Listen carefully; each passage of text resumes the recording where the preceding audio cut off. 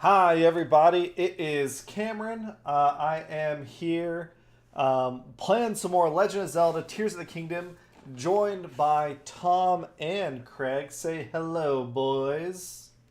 Hey, boys and girls. How's it going, everybody? It's a going. It's a Monday. Happy Monday to all. Yeah, for me, it's been a pretty good Monday. Let me do my social stuff. Post, post. I feel like I've got a lot to talk about compared to previous weeks. Yeah, Our pretty busy. our normal stuff is like I think we do our weekly recap, and then specifically TTRPG recap, and then kind of whatever. Do you fellas, one of you want to start with like your week recap, not TTRPG stuff, while I figure out like kind of what I want to do in this game right now? Well, week recap. Had new kitten to the house. Added a new kitten. So Autumn now has a friend. Yes, and I know So you sent me the picture, but I don't think you've posted the new kitten anywhere yet, have you? yeah, I haven't. So I'll have to post a picture. But she's cute. Very cute. She's classy. If you don't know her name, I haven't chosen a name because she hasn't been to the vet to confirm. So, or she hasn't made the choice. It's the 21st century, so she needs to choose what she wants to be, he slash she. But anyways, yeah, that's exciting. And then, yeah, played, playing, got involved with the weekly cornhole league that's up and running and very competitive, like way more competitive than you would think cornhole would be. It's serious business in Ohio. Is it run by Yeah. like the parks or is it something else? It's run by these people that are associated with Little Miami Brewery. They use the event center during the week, which is usually reserved for like big weddings, but has a big space. So they do like 10 or 12 different sets of boards that are all like professional grade boards, super slidey, and you use professional style bags, which have a sticky and a slick side and all this stuff. And then Oh, there's beginners all the way up to this is pro, like yeah. Olympic regulation cornhole. Oh yeah. They got it all figured out. There's specific dimensions and specifics to the bags that you use. You can bring whatever. It's not that competitive, but there is a major advantage to having really the standard bags because they do slide and go into the hole a little bit easier and all that stuff. So, but yeah, I've been joining that every Wednesday, so that's good. And yeah, good community of people to doing that. So it's been about it so far. Nice. Devil Jojo, you are thinking of exactly the right thing. In Ohio, we love three ways and cornholing. Cornholing, cornholing in three ways. Yeah, Take that as you will. yeah. No, it's I'm trying to think of like, yeah. Thanks, Tom. I was like, what can I, how can I like? It's like it's like horseshoes but with little bean bags and a hole in a board. It's fun. It's a lot of fun. Yeah. Yeah, it is fun. And if you, yeah, I don't know.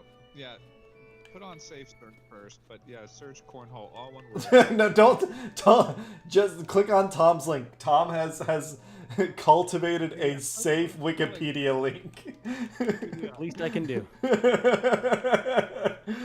My If my you, USBs had a freak out, so I was talking the whole time, and I guess my oh, I didn't realize that. yeah no Logitech is just I'm gonna kill him, but not really. I PM. if per Craig's advice, if you are 18 and not at work, feel free to search cornhole however you would like. Uh, I think it goes by different names, doesn't it? yeah, I'm Is that sure right? it does, because it's not like we call it cornhole in Ohio, but it's not a strictly Ohio thing. They just call it different stuff in different states.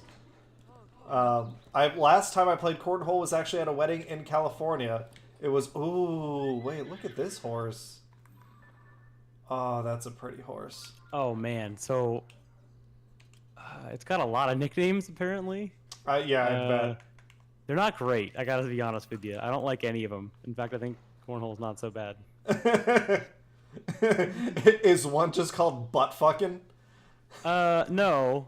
So let me just like give you a little taste of some of the nicknames. So in Yeah. like the first line, like under the disambiguation, it says also known regionally as sack toss or bags, which makes sense.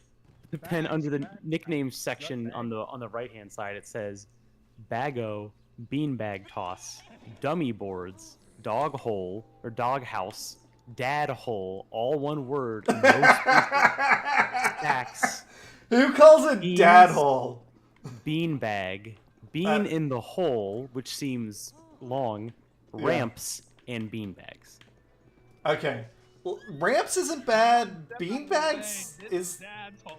Yeah, dad hole is truly horrendous. Yeah, no, I almost regret that. I think I it get- would have been a much safer stream to not link that I Wikipedia, get- and that's on I- Wikipedia. Yeah, that's Wikipedia. I get the logic. It's like, oh, it's a sport that dads play, and you throw stuff in a hole. Let's call it dad hole. It was 1,000% invented by some like, or that name was created by like some Episcopalian pastor whose like teenage son and daughter were just cracking up when he described it. Kids, you want to come play with dad's hole?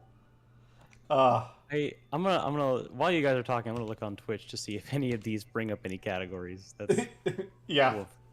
Okay, I did just get a horse. I was looking for like and I don't know if this is an Appaloosa. I basically call every horse coloring an Appaloosa because that's the only type of horse that's the only horse terminology I know. But it's like a painted horse. It's like black and white, and it looks really cute.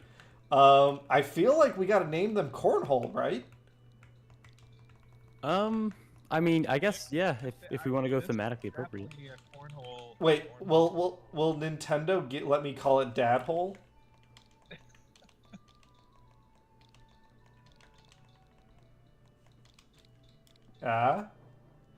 Hey! Okay, hold on. Let me. I forgot to actually start streaming it to y'all so you can see in real time. Let me share my screens. Oh.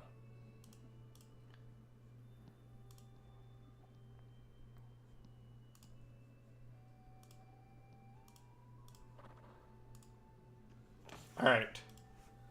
Should be lively.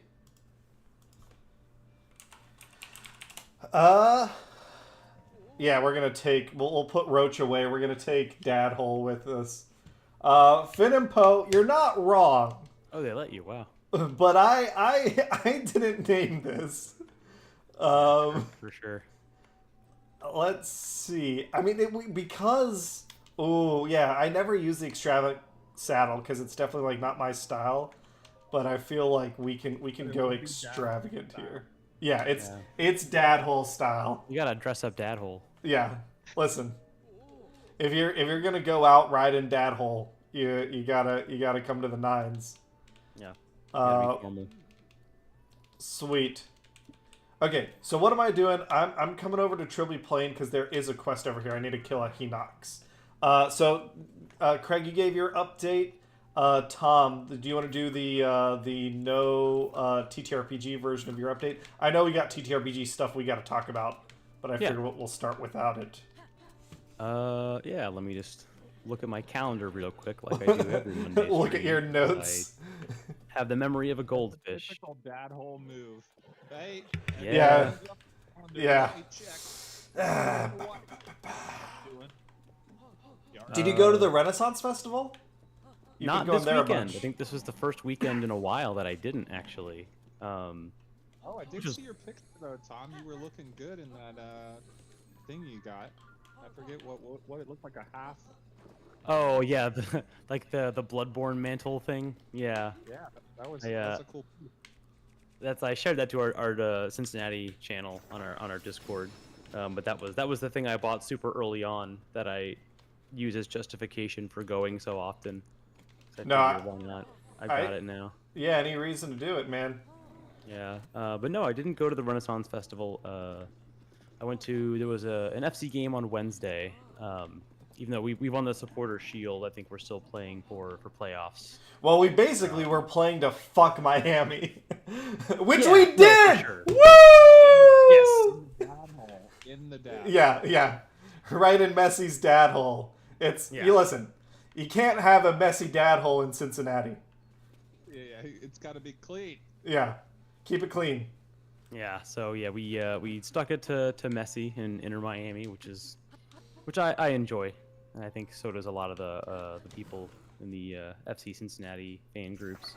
But yeah, beyond that, it was pretty calm. On Saturday morning, I played some Magic with some friends, and then so I got some stuff done, like life stuff on Saturday, but I was expecting to have a call with my Scotland-based friend in the morning, and then I went in a super huge rabbit hole about old Magic the Gathering sets, and it culminated with me buying a set of Netrunner cards from the group that is currently distributing and managing like the fan-run Netrunner scene. I don't know much about it other than like what it's about and how to like I guess set it up but not play it. So that was interesting. It was a fun internet purchase. Brought on by a bunch of friends who also play this. No, so I don't know if I know anyone who's actually played it, but the TLDR for it is Netrunner is a card game that is made by the same guy that made Magic the Gathering. But the difference between them setting-wise is Netrunner is about like mega corporations is like one side, and the other side is like hackers or Netrunners in this case. It's the original lore is Craig. The original like IP is cyberpunk. They moved away from it at some point, but it was originally like the cyberpunk universe. Gotcha. Makes sense. Yeah. So it's a convoluted card game in that it's not just about like, you know, resources and creatures. It's more about it's almost like Civilization is a good way to put it, in that there's a couple different ways to win. But like the actual like what each side is trying to do is it's considered an asynchronous game. So it's like the megacorps might be like trying to like accomplish some agenda, and the hackers want to like steal it or steal away the data. Yeah, it's not like Magic where both sides have the same win condition, like drop the person to 0 life points. It's you each player has very different goals you're trying to accomplish. Yeah, it's basically the whole thing is just cybersecurity Calvin Ball, and Yes. it sounds wild, and I love cyberpunk stuff and you know the bad hacking allegories, so it'll be fun. Maybe we can get on stream once and like just like we did with like Transformers trading card game. Maybe we could play a session on stream it. Yeah, I feel like Netrunner would really lend itself to a digital version. I don't know, like it's I know. So, Tom, you probably, because you dove into that rabbit hole, that dad hole.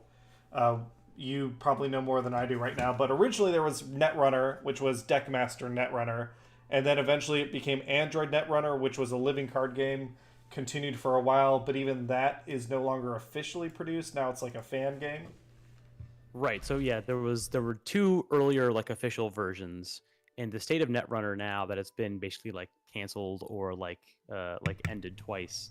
There was a group, I think they were called Project Nisei, and now it's a company known as Null Signal Games, and I don't know that they have the rights to them. They describe themselves as a registered nonprofit dedicated to providing ongoing support for the game of Netrunner. Yeah, it's basically what we're doing with the Transformers TCG. Yeah, it's like for them, it's like a copyright safe, I guess, version of them expanding the game and like continuing to I would say sell it, because they do make cards, they do print cards, but they also support the use of proxies, which in card games is like if you just want to write on a piece of paper that, you know, this is a Blue Eyes White Dragon, then that's totally cool.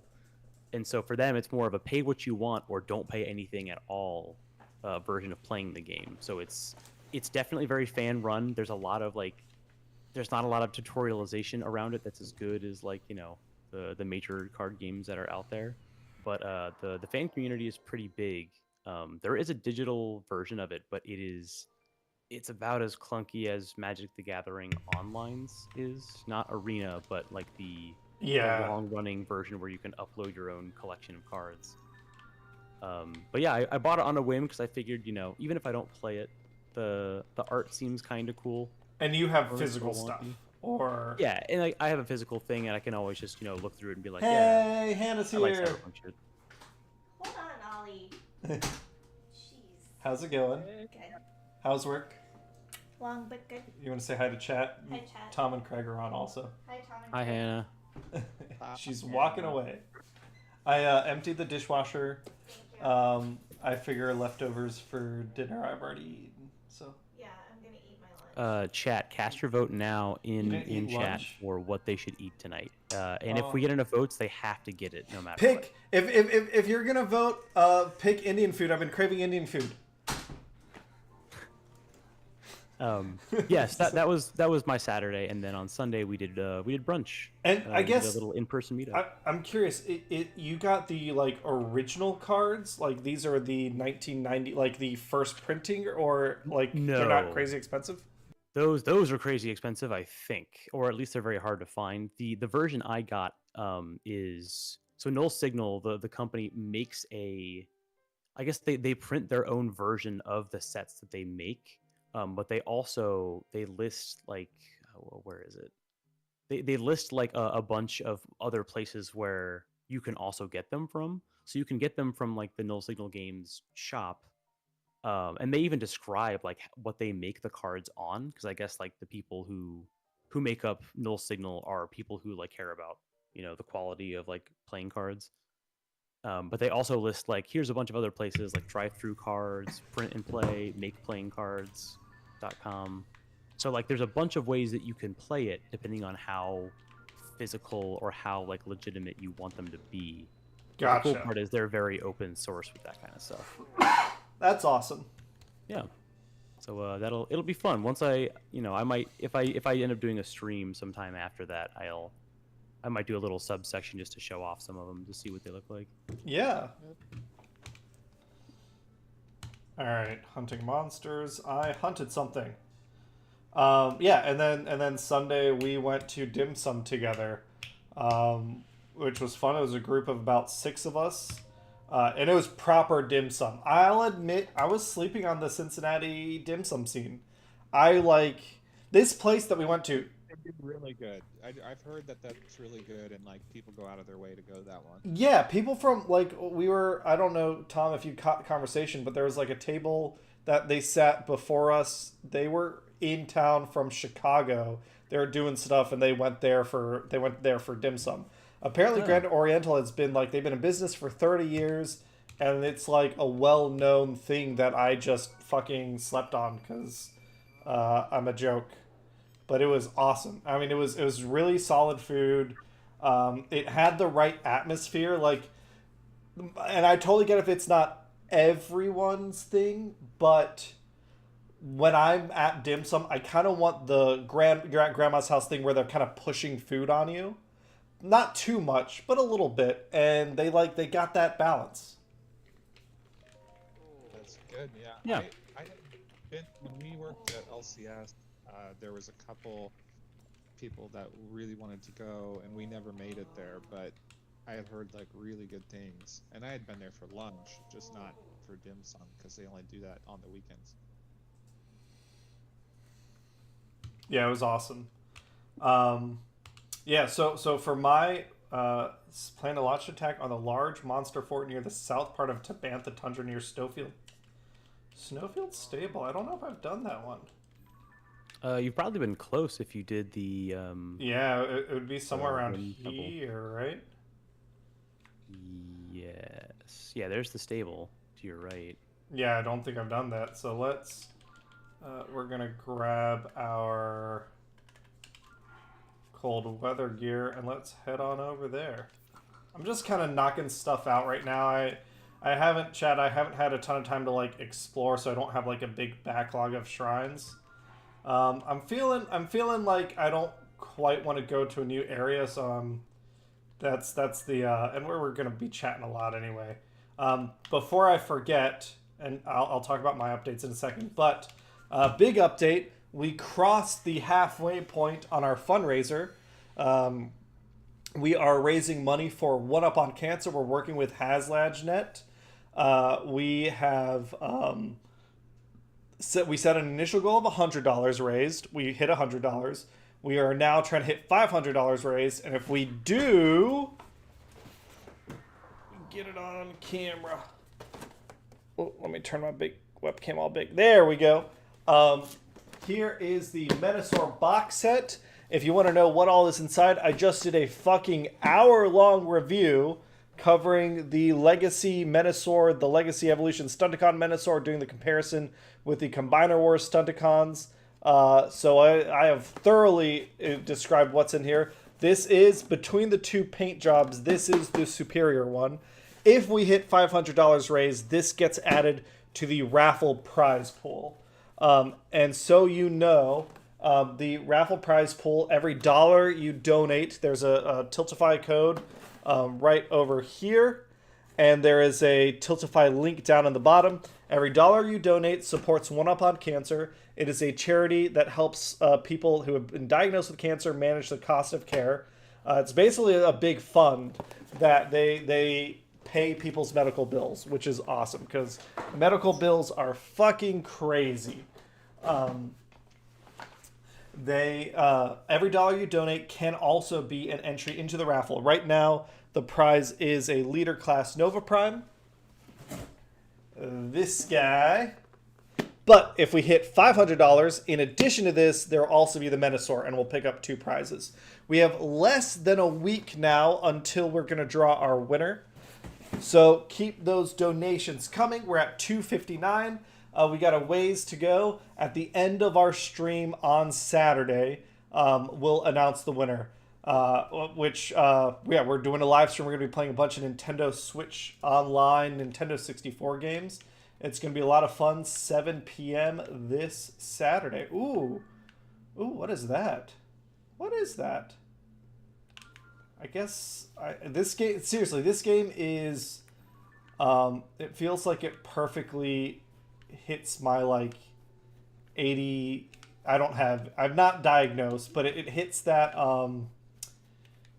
my like ability to focus because it's always throwing something at me. As a lifelong person with ADD, I know when I see one. You got it. Fair. Yeah. Oh god, and I got to go in opposite directions. All right. I'm afraid how much time do I have until sunrise? It is 2 a.m. All right. I'm going to come back for you, little man. Let me put a pin right here. And then we'll walk and talk about the... so my week. Last week was pretty dang great. Work's been keeping Hannah and I super busy. But we got to relax. We kind of like vegged out for a little while, which was nice. We watched Castlevania Nocturne. All of it. I've watched all of it. Now I'm all caught up, and it's really great. Craig, I don't know if you've watched any of it. But if you watched and liked the original Castlevania, you'll like this one a lot. How did so I guess spoilers for Nocturne. Yeah, let's talk Nocturne. Yeah, because at this point, yeah, if you've ever, well, I guess not really spoilers for any of the games, but yeah, so spoilers ahead for anyone who hasn't finished at least the last episode of Nocturne. I gotta ask Cameron, how did you feel about that last like 30 seconds? Okay, spoilers. Alucard shows up and he is looking fucking fierce and Symphony of the Night as fuck. Yeah, he fucking is. It was hype as hell. It's the sort of thing where, like, I do have some minor quibbles with the first season, but it's just like Castlevania season, or the first series. Like, they're clearly using the first season to set up for a longer story. So the questions and things I have, I'm excited to find out answers to in season 2. I think they did a good job with the setup. Like, I'm invested in Richter and Annette and Maria. I'm really curious about like Maria's relationship with her parents. I want to know what's going on with Edward, the Yeah. night creature forge machine. They've got like a machine this time instead of a forge master.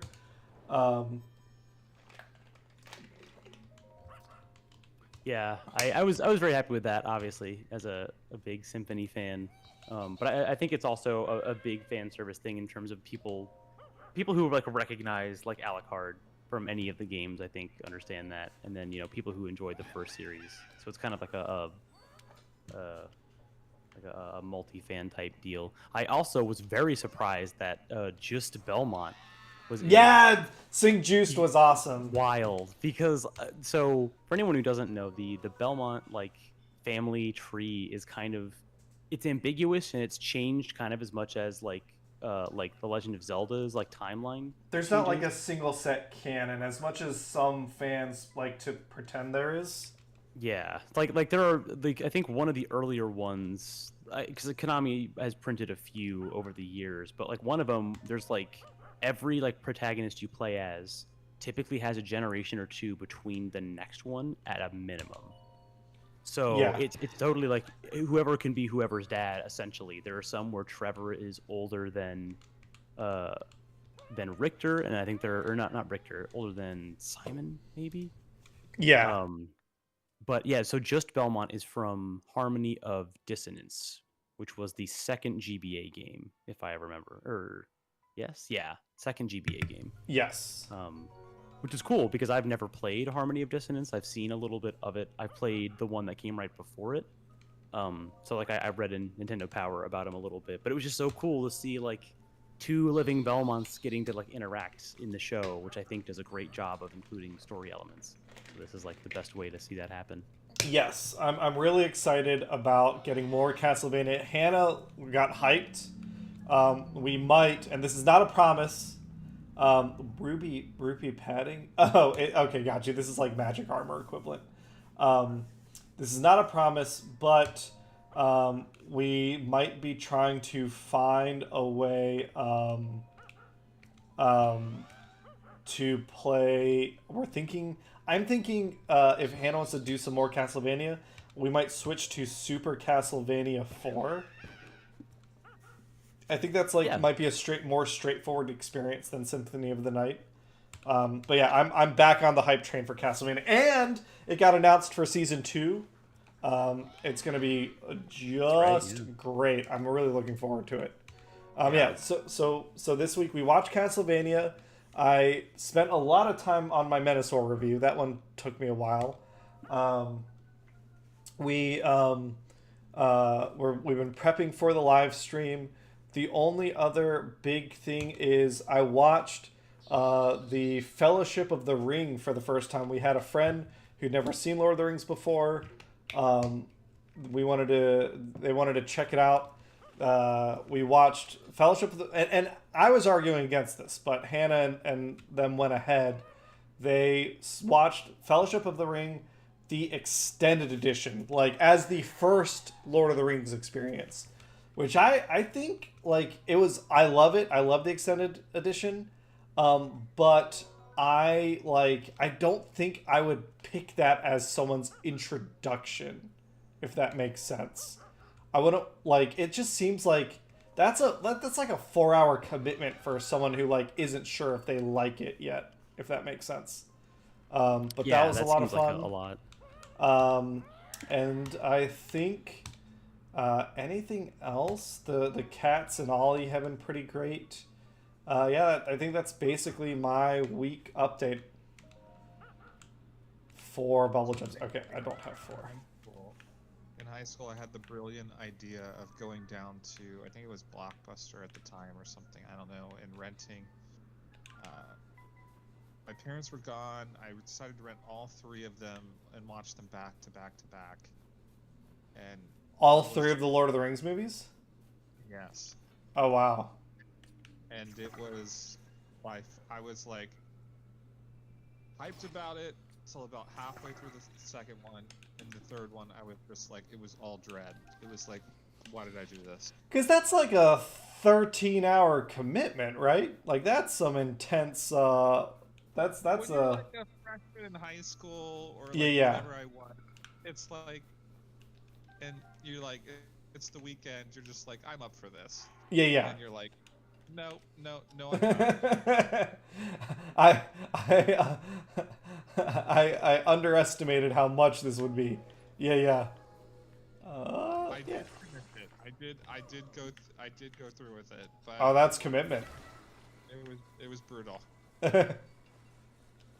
Yeah, I have my roommate and I have a friend, and for a while the three of us would just like put on, well, at least I know those two have been doing it for a while, but they would put on any of the three movies on in the background and then just do other shit or talk over it.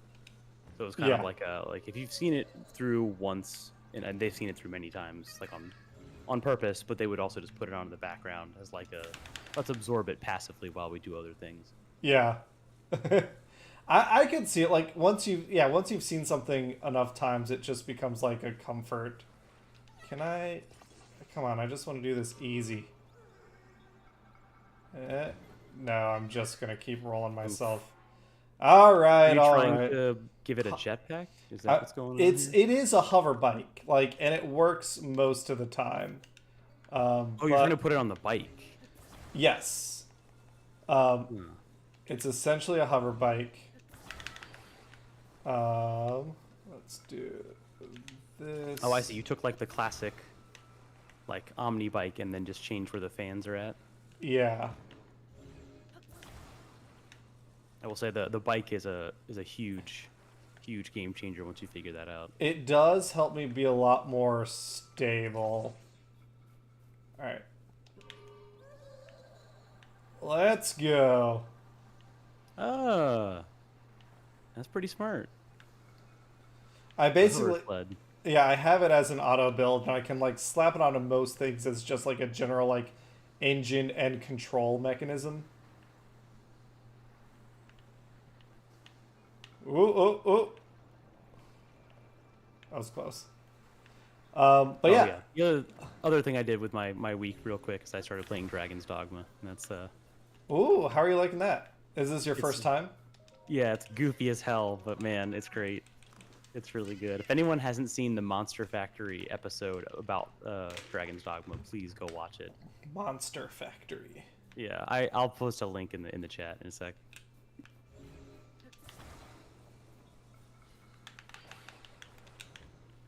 Do we want to try and fight a Gleeok? Have you beaten a Gleeok yet? I have never even tried, actually. I've taken pictures of almost all of them, but I have not actually done it yet. Have you met a... God damn it. Have you met a King Gleeok? I don't know if I met one of those. I've seen like the Thunder... I've seen Lightning, Thunder, Fire, and Ice, and then I went to a Yeah. Sky Island, and it said King Gleeok, and I fucking died. I don't think I've seen that, no.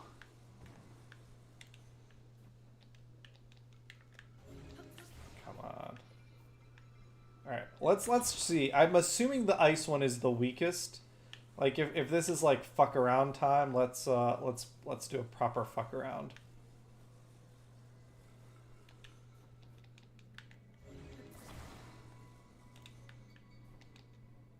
God damn you. I just want to ride you. Alright, you know what? Fuck it. I thought it was good, but it sucks. Let's switch it over to this version.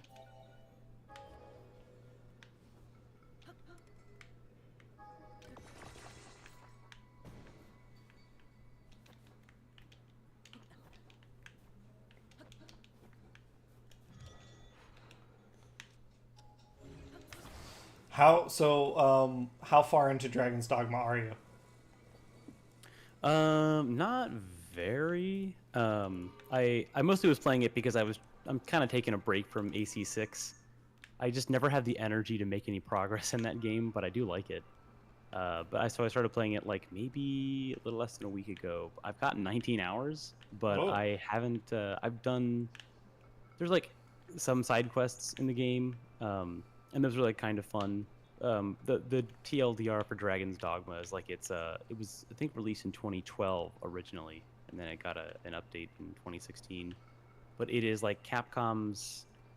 It's similar to Monster Hunter in like game feel, in that like you can you do take on like big monsters and you take on like all the fantasy tropes and stuff, but you can also climb stuff Shadow of the Colossus style. Like if someone is like even as like small as 2 feet taller than you, you can climb them, and it's like 3-directional like climbing, which is really funny. And you can like pick up people and throw them. You can pick up stuff. You can throw things. It's just it's kind of goofy, but it is like the combat's pretty fun. The quest system is okay. It's definitely aged, but it's a lot of fun. I watched the Monster Factory on it years ago, and I was like, I kind of want to try this, but it's actually pretty cool. It's like it's got a good amount of content to it if you choose to do it, but it's also not super complex after the first like few hours. Oh, interesting. But yeah, it's been Oh, fuck. pretty good. Nope, that's gonna fucking kill me. All right. That's not good. Let's see. I did eat some food. Let's eat one of these. Well, let's eat the little stuff first. It's like basically full health again. For now. Have you upgraded any of the armor? Shit. Yes. But not... I think I've only upgraded this armor once. So the cold armor is not great. Yeah, I think that's where I'm at with most of mine too. The there we go. All right. Can I? What am I trying to do here? I want to hit him.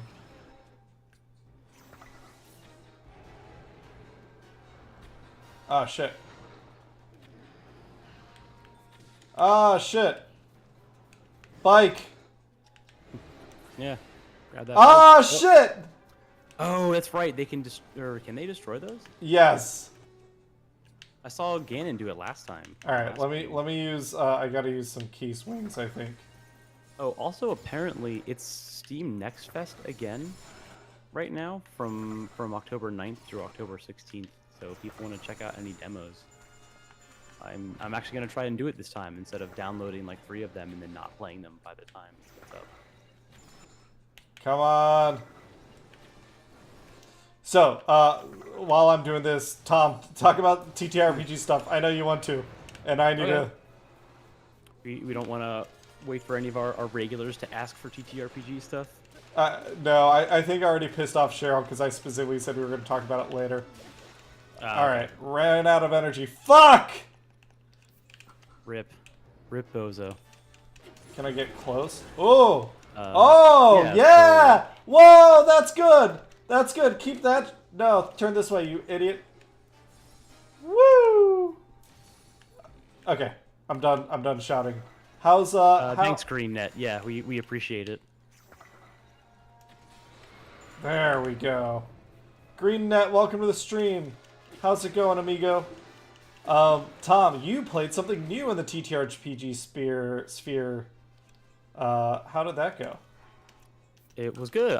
So yeah, one of our Discord server members ran I guess like a one-shot. What the fuck is hurting me? Sorry, keep going. I'm you like need to wait until you're. No. Yeah, I because I'm gonna be nonsensical. Okay. Yeah. So someone was running a one-shot of the Alien or Aliens TTRPG system. Based on the movies with the Xenomorphs, and I like Alien. I've seen Alien and Aliens. I had a plan like 2 years ago to watch them all in a row because I like those movies. I like sci-fi horror stuff, and I like HR Giger, so I figured why not? I should actually go through all of them. But I figured this would be a decent substitute until then, and so I played in that session, and it was a lot of fun. Like I figured it would be kind of cool, very like survival horror-y, and like a group of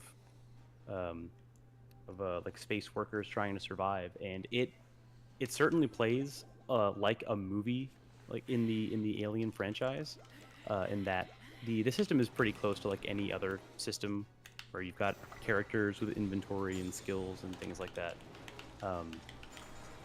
And the interesting thing with the characters in the Alien TTRPG system is that I don't know if it was specific to the one shot, but each character has a personal agenda. So like the premise for this one shot was it was kind of like a rescue or investigation mission of a base we hadn't heard back from in a while, and I guess we're like a corporation, or we're like a squad that works for Weyland-Yutani. So we had one of us was a Marine, one of us was a scientist, an officer, a pilot, and then I think I was like a roughneck or an engineer. So it plays out like the typical like The Thing or Alien type, where we go and investigate and the emergency lights are on, so we got to go fix a bunch of stuff, and then eventually we run into the aliens.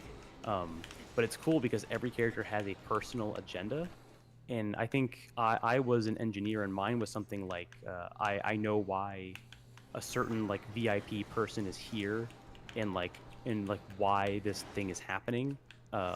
But I feel terribly guilty about knowing it, so I have to protect everyone else at like no matter the cost, if that means like sacrificing myself. Which is cool because it influenced like the choices I was making and like how I approached like communicating with the team.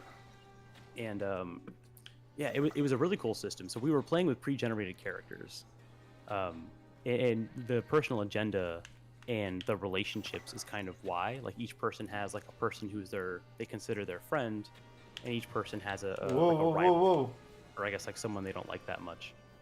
But it was cool. We go to this base and all the emergency lights are on, so we're trying to figure out like how do we get like the comms tower like up and running again. And so I had to do some engineering stuff while our scientific-minded people tried to get into like the databases and see what was up. And the really cool part that was totally accidental was we were playing this in Roll20, and Roll20 has I guess like each like system has like different templates people make for Roll20, like any other digital tabletop thing. And so the Alien one is pretty like self-contained, with like all like the tabs for like inventory and health and all that stuff is already like inside of where like the journal sheets usually are. So I never checked like the bio and info section of my character's tab because I thought it was already like in the thing I was seeing. And there was a point where my character and another had to climb up like the comm array or a satellite and like go repair like part of it. And the other person was able to like spend a stress point or whatever to like try this climb check again and like take the stress damage. And I tried to do it, and like our GM was saying like, actually you can't do that. And I was like, well, why not? And they said, because you're an android. And I was like, and you didn't know that? Yeah, I was like, fucking, I'm an android. Was I supposed to know this? And they were like, yeah, did you check the bio and info section on your journal? And I said, no, I already thought it was like part of the template thing, but apparently it was like the native Roll20 one. And yeah, sure enough, I am like if you've seen Alien, I am one of those types of androids, like sent by Weyland-Yutani. And I'm discovering this after I've already like kind of established like the character voice, and I'm all like, yeah, you know, that's the Yutani 310 comms. Yeah, those things always fry. If you just give them a little jiggle, they should turn back on. Like just being the down to earth human type.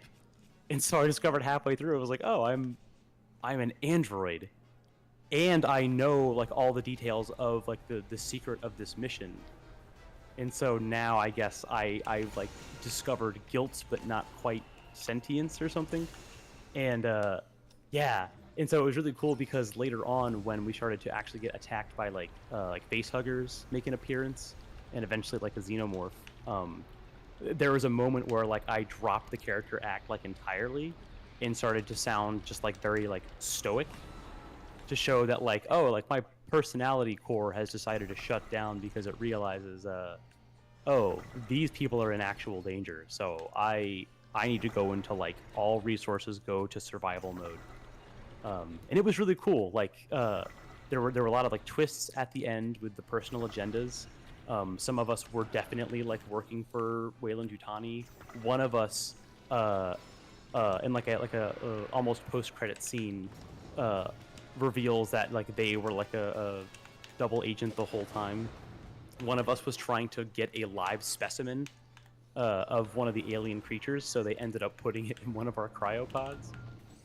We did it! Oh, nice. Hell yeah. So, looking wing. do you think it ended up being, like, cooler because you weren't an actual... Like, you didn't know what your... Like, would you recommend, as maybe a homebrew thing, to, like, everyone gets a card that can be flipped at some point during the session that tells you whether you're an android or not? Or that was just a happenstance? It was definitely like an accident, in that I didn't even think to look there. Our GM, I don't think, had told us like how the templates like worked ahead of time, which was fine. I ended up like figuring it out, and I kind of liked that more because yeah, I had already established like a very human personality, a very like blue collar worker type. So it was kind of fun to like have a reason to like all of a sudden I'm a different character. Yeah. But yeah, it was good. I would recommend something like that. I don't know if that was what the GM had intended, but I think it worked out in the end. But we all had a lot of fun, and there's talks about doing more of them, if not a full campaign. So I was very pleasantly surprised. It is if you've played D&D or any other character-based tabletop role-playing game, it's pretty similar. And it's super easy to like get into. I still have not looked at like a single like rule book or anything. You were able to learn as you went. Yeah, and it's one of those where like because it has a specific type of like overall like mission or like setting in mind. I think it's a little easier for people to like get acquainted with other players and their characters. Yeah. Especially if you have that role thing, you know, it kind of forces you to, you know, connect with other players and kind of figure out what each person is trying to go after or not. You know, like you said, you find out stuff at the end. You're like, oh, that's what you were trying to do. Right, and that's part of the fun. I think is the end of our session. We didn't. I don't know if there's a win condition, but we certainly didn't win, if that was the point. I think we ended up flying into the sun, or a sun, I guess. To kill the alien? Yes, yeah. And I think it was actually one person's personal agenda to, at all costs, like, if there's a chance of it coming back on a ship, you have to, like, sacrifice the ship. Which was cool. Like, that was a one I would not have guessed. So it was not just, like, bad people, good people. It was like everyone has a very specific goal in mind. Oh yeah, so I got to be an android, which I like playing. I like doing stoic android characters I also like playing characters who don't mind like sacrificing themselves, and I try to do it in a non-heroic way because I think that's kind of just like cool and not trying too hard. But I also got to play a cat. Oh, you got to play like a cat? Yeah, so because my character died, I think my character was the only character to die actually, with the white whatever android blood oozing out. But I got to come back as an NPC cat that someone found as they were starting to hoof it back to the ship because they were being attacked by actual xenomorphs. And his name was Harold, which is why my name was briefly Harold the cat on the Discord for like a day.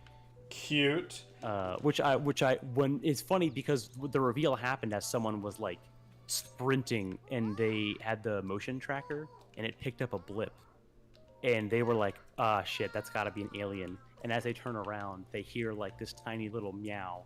And the GM was like, Tom, can you check your character sheet? And I was like, what?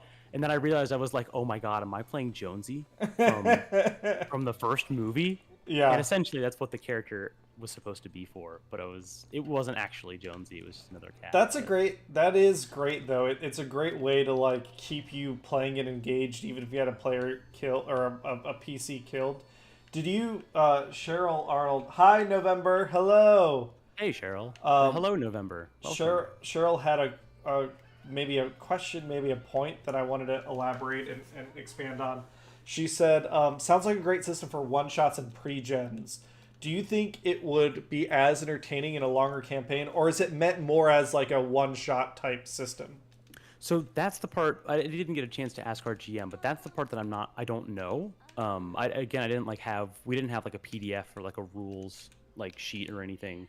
So I was kind of curious afterward, like how does a longer form campaign work for that? In the sense of like, it seems like a system that is meant for like higher lethality, or at least like the chance of like either dying or just getting removed entirely from the game it seems pretty high because it is based on Alien. So I don't know if it would be like a, you can keep rolling characters type of situation, because I don't know how that would work. Like most of the movies have a specific like start and end, Yes. and then time passes before something else happens in that universe. So I have no idea. Yeah, because when I think of Alien, I think of the movies. I don't think of like a long format like TV show story. Right. I guess it could be a Left 4 Dead type thing where maybe if you die and your party continues onward, they find another survivor and you just take that person's like slot, I guess. Yeah. So that could work. Or it plays out like an episode. Like basically, you may have different goals every time you meet, right? Maybe it's like, like you would have. I don't know. There's a set ending to the end of it. Maybe not every character makes it through the episode, but then at the start of the next one, maybe it picks up and there's different, right, scenarios for each character. Yeah, I think it must be something like that, and just that like it's not in D&D, like your characters, if you do like campaigns or longer form stuff, it's very much meant to be like you kind of get to grow and make those changes and choices. And I feel like, and you get attached to your character in D&D, right? And I feel like you can get attached to characters in this too, with like the relationships. I think it's just a matter of part of the contract or unwritten one that you agree to when you play something like this is expect someone's gonna get taken away. It's a horror survival game, but there's probably some way of playing it long form that is kind of like it's got to be centered around like as long as one person or like one group together survives, or enough people survive, like that campaign still happens. But yeah, I'm a curious. bit I'm gonna skeptical as a campaign, because we all know that when the director Ridley Scott took Alien into long format, we ended up with Prometheus. I've heard some people actually like sort of like it in like for what it is in terms of. It's definitely not a good movie, but it's a weird one and takes some big swings. I haven't seen it. It's fine. It's not the greatest. But... Yeah. I've also met people that drink their own piss. Boom Headshot, of the two I've seen, I think the first one is still my favorite. Part of what I also love about the first one is all of the computer interfaces in that. Yes. For being like a late 70s, 80s movie, those interfaces are surprisingly understandable, but also like pretty like smartly designed. Yeah, the world of Alien is really neat. I like it almost as much as Blade Runner, where it's this weird like analog 80s vision of the future. Aesthetically, it's my jam.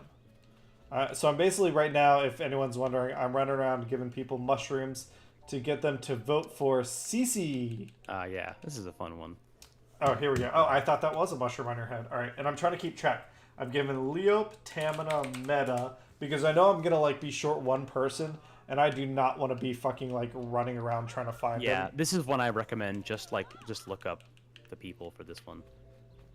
And with that, I will be right back. I'm gonna grab some water. I'll talk about my TTRPG stuff when Tom gets back. But I know, Craig, you've signed up. You're doing Radiant Citadel next weekend, I think? Or 2 weekends? Yeah, I'm doing that. And I think that's the one that I've signed up for 2 sessions. It's that one and the one that Tanner's running. Radiant Citadel is the one Tanner's running. Okay. And I signed up the one that you was there was maybe it's the same thing. I don't know. I need to look. But anyways, I haven't played in like I don't know 7 months or so. So I'm like looking forward to getting back into it. Yeah, it's gonna be a lot of fun. All right, I have 4 left. So maybe I did do Uma? Question mark. 4 people left. Yeah, the Radiant Citadel has been a lot of fun. I don't think I'm gonna make the session you're in, but I've been enjoying it a lot. All right, what we got over here? We got some scarecrows. Oh, this is a schoolhouse. All right, Azu, what you got for me, Azu? Nothing.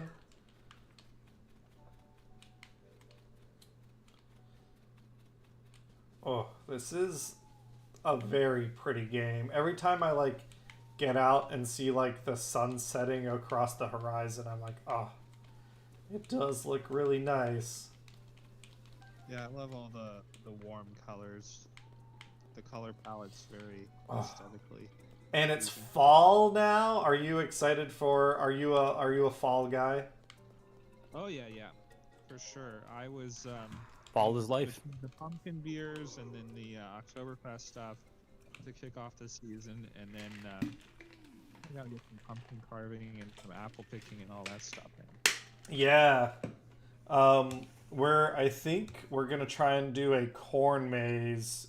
Anderson and his wife were talking about setting it up. Oh yeah. Nope, not Simon. So we'll keep an eye out for that if you're in the Cincinnati area. We've got this Thursday, we're going to be going to the Cincinnati Natural History Museum. There's like a late night exhibit and I think maybe some drinks and stuff. That'll be a lot of fun. Yeah, I'm excited for that. That'll be. I don't think I've ever been to Union Terminal at night. Woo! I have been to. I think the Taft Art Museum up in Mount Adams had a thing like that years ago. That was pretty fun. Yeah. Oh shit! I forgot to say Happy Indigenous Peoples Day. Oh yeah. It is Indigenous Peoples Day. We celebrate it in Cincinnati, and someone on the Discord, I think it was Rathel Rosa, educated me a little bit about some of the events that are going on, which is neat. So next year, I got to make sure I keep an eye out. The weekend before Indigenous Peoples Day, they do like a powwow and some celebrations and all sorts of stuff that I want to check out in the future.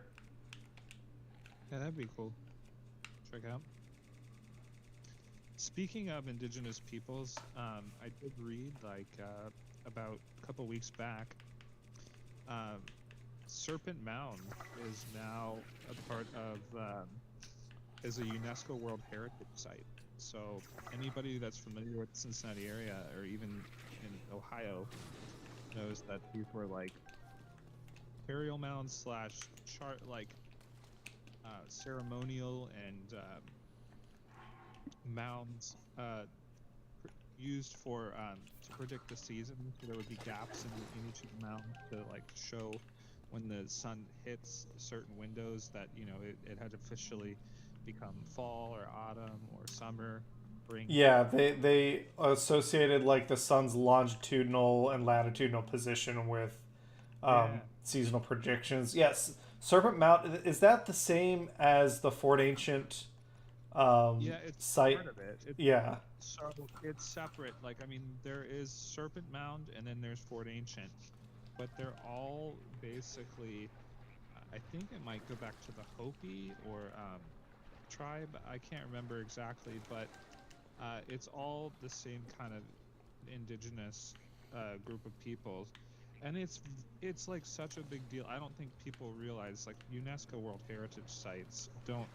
I mean, that does happen to a lot of places. So I mean, you're talking about some of the wonders of the world that are in the same group.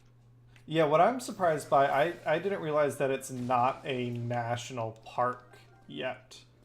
When I realized that we only have what, one national park in Ohio, and it's Cuyahoga. I was surprised by that because I was like, I could have sworn Fort Ancient was, but I guess it's not. So if you're like Craig said, if you're in the Ohio, Southern Ohio area, go check it out. Go learn a little bit of history. It's some really cool stuff. Yeah, I mean, you can even though it's not a part of the national parks, it is now protected under federal funding, and you can actually go to the National Park Service and find out about them. There's 25 sites in the U.S. Yep. Being one of them. So 25. I mean, it's in pretty esteemed company. Yes. My mushroom sword. Yeah, it's pretty awesome. Okay, so Tom, you talked about the Alien TTRPG. I played a different TTRPG. I played the One Ring. So this is what inspired us to watch the Fellowship. Tanner is running a system called the One Ring, which is based on Lord of the Rings. It is probably the strictest lore. Like, the goal of the system is to emulate a Lord of the Rings style adventure as best as possible. So it totally makes sense to me that, like, the Lord of the Rings style lore and everything is so important. But it was a lot of fun. I played like a learn to play one shot a while ago, and that was pretty neat. But getting to like be the way that, like, I wonder if Alien is good at being a campaign. I think Lord of the Rings, the One Ring, is way better at being a campaign than it is a one shot. A single like one shot. Yeah. Yeah, it's not. Oh shit! Blood Moon. Blood Moon. It's playing the learn to play one shot was fine, but playing as part of the campaign, so much of Lord of the Rings, it's not like combat. It's about like the journey and the trials and tribulations and surviving like this journey that you're going on. This travel mechanics and exploration mechanics are like way more important in that system. So it's hard to do that in a one-shot format. Myself and Stefka are a dwarven aunt and nephew, so I'm her nephew. We are cousins of the dwarf Balin. We're basically on a quest for a mystical, important dwarven artifact gem. And we've met up with a halfling, a Bree man, and a Dunedain ranger. We're working for Sharky, who, spoilers for Lord of the Rings, turns out to be Saruman. But this takes place, by definition of the system, it's not supposed to contradict the Lord of the Rings books. So everything we're doing takes place in between The Hobbit and Lord of the Rings. It's like 20 years after The Hobbit, 50 years before Lord of the Rings starts, or whatever it is. And yeah, that makes sense. It's a lot of fun. It's we didn't do so hot, but right now, because we're like close to civilization, the stakes for failure are pretty low. But I see like the workings of the system, how it's gonna like ramp up as we get further and further away. It's got this cool two mechanics called corruption and hope, which I can see how they are like working together to create this dynamic like journey experience. I highly recommend it if someone out there is a big Lord of the Rings fan. It is not D&D. It's very much its own thing, but it is doing that thing really, really well.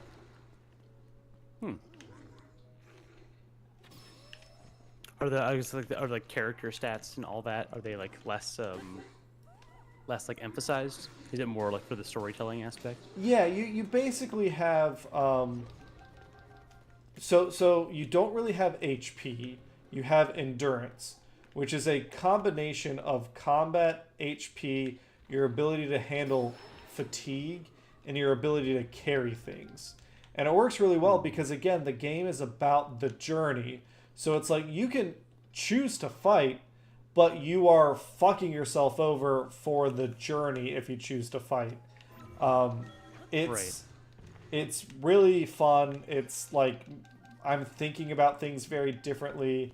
There isn't really like, I guess for how much you said Alien was like similar to D&D, this feels very different in terms of like the way the stats work and everything else. Okay. But yeah, I am enjoying it. All right, where?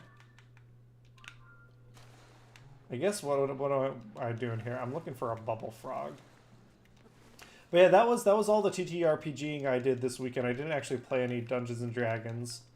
I finished the script for my episode 4.4 recap for Mad Mythic Mercenaries. I prepped next weekend. I'm running 3 games next weekend because everything's stacked up because we're going to New York City the weekend after. But I'm running my Elturel thing, Dragon of Icefire Peak Sunday morning, and then Max's Mad Mythic Mercenaries Sunday night. I'm looking forward to it. It'll be a busy weekend, but a lot of fun.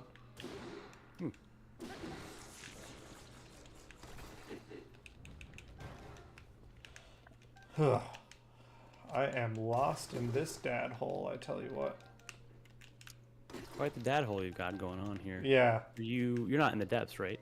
I'm like deep. No, this is just a fucking well that just seems to be going on forever. Interesting. All right, I think I need to make something. I don't want to be using like my really nice sword when I just need a fucking rock hammer.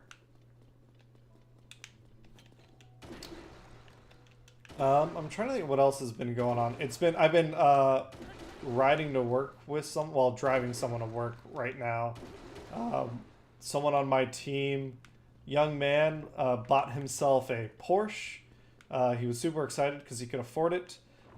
Didn't put 2 and 2 together that the reason he could afford it is because it was in an accident and it's got some serious mechanical issues. So unfortunately, this summer he's been spending a lot of time with the Porsche in the shop and getting up super early to go to work with me. Oh man, it was really funny. I gave him a ride home today, but he got a ride there with someone else just so he doesn't have to like get up as early. And I'm like, yeah, I mean, do what you got to do. That's a big yikes. Am I going in circles? It feels like I am, right? I think I've been to this cave. I feel like I think it loops. It's still a cave, so there's got to be a bubble frog down here somewhere. I feel. Don't remember. I'm gonna move this over here. There we go. Get this out. I don't even know what time it is. I've been in the Zelda zone. I tell you what. It is about 7:40 our time. Gotcha. Okay, so we got less than an hour left. Yeah. Okay. Yeah, I've definitely been down here, so I'm gonna go back this way. I still got people to feed mushrooms.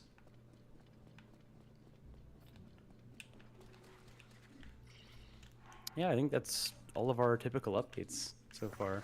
I don't know if is there anything we didn't cover? Or if there's anything that's new with you, chat. Yeah, let us know. Talk about it. Alright, yep, over here. Oh, you juke that shit. Oof. At least I'm farming some red chew jelly. That's helpful. Interesting that the water didn't like put him out. Yeah. Alright, you know what? I'm gonna bail. We'll come back to this cave later. It feels explored, but maybe it hasn't been fully explored. Yeah. Come back to that hole later. Yeah, come back to the dad hole. There's always time for Dad dad hole. The worst.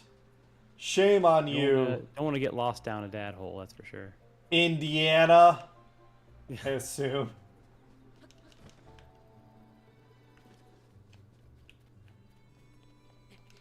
Oh, what's this say? No entry without permission. Alright, that's Reed's secret. I wonder if I can get Reed to vote for Cece. Oh. Reed, you got a quest for me. I mean, I know what happened, so. Alright, what you got? Tricks up my sleeve against Cece. Might be able to pull one. Second plan. Bring a taste no one's tried here in years. Way back when. Worked. Okay, someone at the village. Gooey. Gooey mouthfeel. Ew, yeah, I hate the description of this sucks. Signature staple. Whoa, boys. Did Nate send you something? Did Nate send me something? No? He didn't. Where? Okay, well, I'll let him. Were you trying to pudding bomb me? I'm trying to Pudding bomb? Oh, okay, I remember this quest. So, essentially, this is like... Everyone in chat, type the word pudding into chat right now. Keep going, Tom. I was going to say, this is essentially like... It's like two halves of the quest that encompasses... not Kakariko. Hateno for this one. So, like, this is like...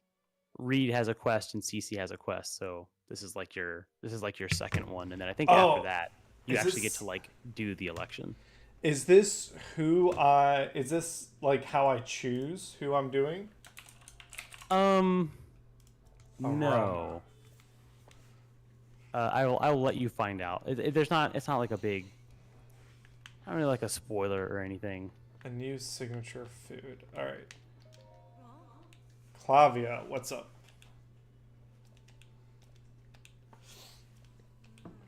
Something else is on her mind.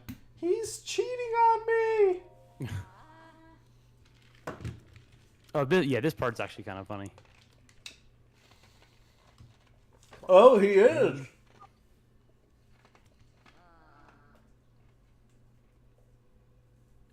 feel like there was something else I was going to bring up on stream. I don't remember what it was.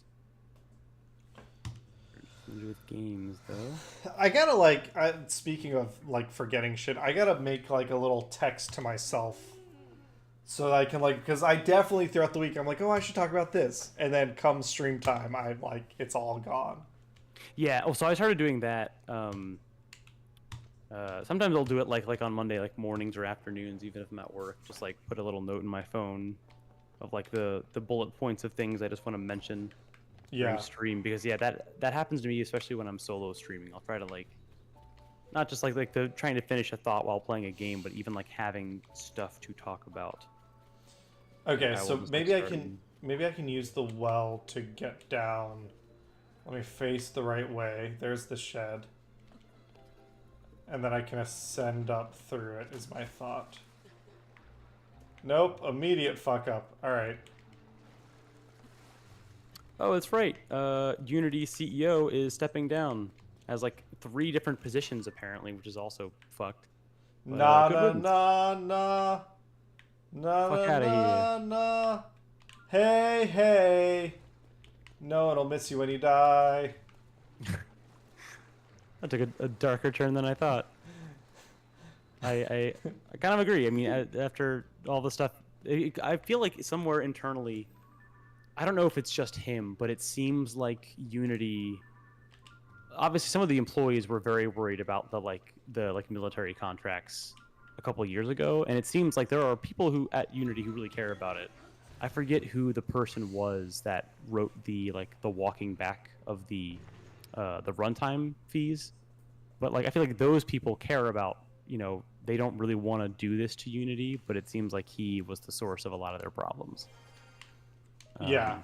Maybe it's just leadership. I don't know, but not great. But hopefully, at least the fine folks at Unity They know who they are. I'm sure they will still be able to work there and hopefully get it back to the more accessible game engine that it was known for being. Yeah, and I corporate America blinds people to, like, we've talked about this a billion times. They're so focused on theoretical profits that they're not working on like what is actually successful and brings in money. It's like, oh, we're leaving so much money on the table by not charging people every time they download the game. It's like, right. You're not. That's not real. That's something you made up, and now you're convinced you're missing out on it. Right. Well, it's also the short-sightedness of like, yeah, that might make you more money. How long do you think that's going to last for? Like, have you thought about what the people who give you money are gonna think about that? Exactly. I don't think so. Yeah. I mean, there's already like a number of studios who have already switched over to other engines. I mean, obviously a lot of them can't because many games are already in development, many of which are, you can't just like flip a switch and all of a sudden you're in like Unreal or something. It's like, no, we'd have to restart development, and we have sunk thousands of dollars into some of these. Yeah. It's the short-sightedness, obviously. That's, typical. Alright, let's get up in here. I'm sure there's someone here that wants to... Oh, I can't ascend through here. Alright, I gotta go through the actual... I think it'd be very funny if they had you do a quest that was just like cold, like knocking on people's doors, trying to canvas. People would hate it, but it would just be... Are you involved? Choice. Have you thought about getting involved in your local political scene? I guess that's kind of what I'm doing with the mushroom giving. Essentially, yeah. I also just find it like it's very funny. Not that the game has like an agenda, but it's like you like learn very quickly. Like obviously, you're looking for people who aren't already dressed up. Yeah. As like dressed up as like the mushroom things. But like it kind of builds like not like a stereotype, but like a type of person you're looking for. And I'm like, Nintendo, that seems awfully close to some real world things. All right, I got 3 left. Yeah, you're doing this way faster than I did it. I would find like 2 or 3 people, and then I would just like do something else. I couldn't bring myself to look for everybody. Yeah, I don't like the feeling of... Is that a golden apple? Oh ho ho. Hi Hello says, holy cow. At what? Maybe an actual holy cow. Maybe. Vatican dairy blend. You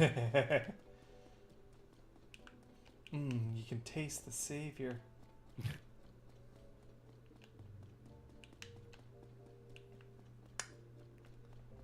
No. Oh, I'm back in the same fucking wall network I was in before. Oh yeah. Okay. I see where you're at now. Getting out of here for now. I'll...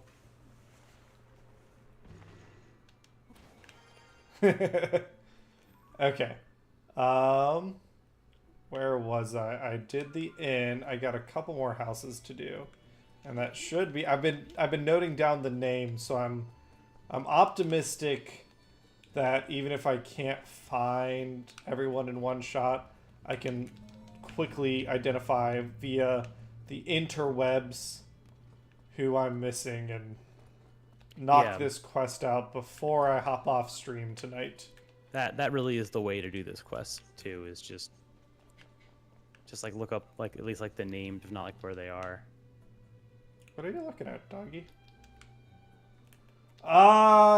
Nintendo, why won't you let us pet the dogs? Yeah, you can't pet them, but you can feed them. I guess that's something. It is something. It's not nothing. No. What's the matter? Hometown is Laurelin Village. Pirate attacks. Oh, right. Oh, that's the other thing I can do. I fended off the pirates. I can start rebuilding the village. We'll see. We'll see how much time I have left after I do this quest. All right. What about the windmill? Wake the windfish. You can't mill wind. It's not a impossible. Yeah. Humans are stupid. Yeah, what are you talking about, Cameron? You fucking idiot. Alright. Oh, there is a farm up here. Well, then we'll keep going higher. Can you take me up? Higher and higher. We have reached the singing point of the stream, folks. If you've got your DVR, feel free to fast forward through this. Yeah. Just watch out. I might get copyright struck because of how accurately my singing matches the original. I wonder if anyone's ever done that, just to be like, oh no, I'm going to get copyright stricken because that's how good I am. And then there's like radio silence and they contact like whoever like digital rights and they're like, no, you're problems here. Way to be safe. Yeah. Oh, okay. My wife, he met his wife in Laurelland. Oh, okay, got you. My wife? My wife. Oh, not even gonna do it. Not even gonna do it. Oh, what's everyone got planned for a Halloweeny time? Yeah, I don't know. My friend is actually having a housewarming party the Saturday of because they just bought a house, which is super exciting because they've been essentially they bought it and they had like a month left on their lease, so they've been moving like piecemeal, which for the amount of stuff they have is probably still a little quick, but that's going on with me. I don't know if that's what I'm gonna do the whole time though. Okay, I'm hold not on. sure. I think I got it. Koyin and Tak are the two I need left. So I mean, a housewarming party could also be a Halloween party, though. I think that's the intention, yeah. What are you going to dress up as? I don't know. I have not had to dress up for anything for Halloween in like years, so I just haven't thought about it in a while. I usually don't have plans on Halloween. I always want something to do. I figure I'll find something. I'm gonna try to watch. I actually might try to watch the Alien series, or as much of it as I can this month. Because I did that with John Carpenter stuff 2 years ago. I'm gonna try and watch more general, like horror classics, I guess, this year if I can help it. Nice, I dig it. Trying to make themes of months whenever I can. Halloween is definitely. I mean, I'm a big fan of fall in general. I'm not like a huge gore dude, but I like Halloween. I like spookiness more than I like gore. Yeah, I don't really care. Like, I don't mind gore. I don't really care for like the movies like the My Bloody Valentine stuff where it's like just doing it for shock value. I think I like monster designs that incorporate gore. I think it's why for people that watch the Dead Space streams, I love necromorphs as like a creature or like an antagonist because it's not just like the shock value kind of like wears off and then it becomes more about like the sexual biological attraction you feel. I wouldn't say that. I think that'd be more of Giger's territory. But no, not quite. The man knows how to make an alien-looking vagina. I mean, he knows how to make a lot of things. That's for sure. I like Giger's art not even because of the like. I guess there's kind of like a Freudian element to it. I really just like it because I think it's like a cool like biomechanical, like kind of like theme. But yeah, there's definitely like. Obviously, there are some very like sexually charged pieces that he does, and I'm like, those are fine. Like, I like them as art, but it's it's not like a again, it's not like a shock value thing for me. It's more of a like, yeah, why did they choose to design this thing this way? A more general aesthetic. Ah, here's Tak. Yeah. All right, that means the only person I have left is Ko Yin. Oh, I may not even need the internets. I hear you typing away. Are you sure that's not the internet, or Well, are you just writing down the names? That's my list. Yeah. Oh, okay, I see. I thought you were like looking up the locations because some of those locations are really. I think he was my last one actually. It took me forever to find him.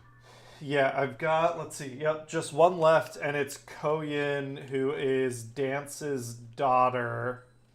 I gotta figure out where the fuck she's hiding. Hmm. Ooh, can I do something over here? What you got? Complete compendium. Collecting all those pictures with no small feat. Can I buy a picture? Oh, that's a lot of money. Alright, I'm not gonna worry about it yet.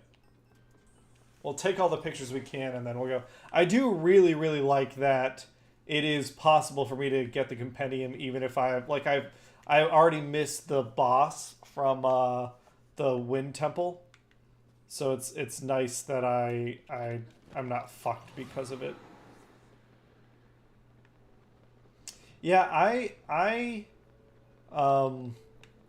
like thrillers more than gory movies, but I'm picking up what you're putting down.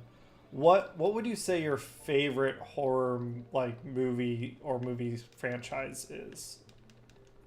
I mean, I guess like the top two that always come to mind are like The Thing and an Alien. I think, and what's funny is I think it actually comes from me playing Dead Space a few years prior, because Dead Space kind of like I think it like gave me the the interest in that kind of stuff of like the super grotesque stuff, just like the design of like necromorphs and like of things that like transform and mutate. So I think like those movies I like a lot just from like their like the general tone and the fact that they're sci-fi and also that they deal with all those themes I mentioned. Those are probably my top two. I like Halloween just because it of like the like I guess like atmosphere of it. Like I think it's like as a token like slasher or thriller, I think it works really well and it's not incredibly overdone. Like there's a lot more to it than like just the slasher part. There's like some like kind of like some setting and world building. And also like a lot of music I like is based off of the music that's kind of featured in that movie. So Oh, interesting. helps. Who oh god, who did the oh that's Safaro. Nope. The composer for Halloween was the director for The Thing, right? Yeah, that's John Carpenter. John Carpenter, yeah.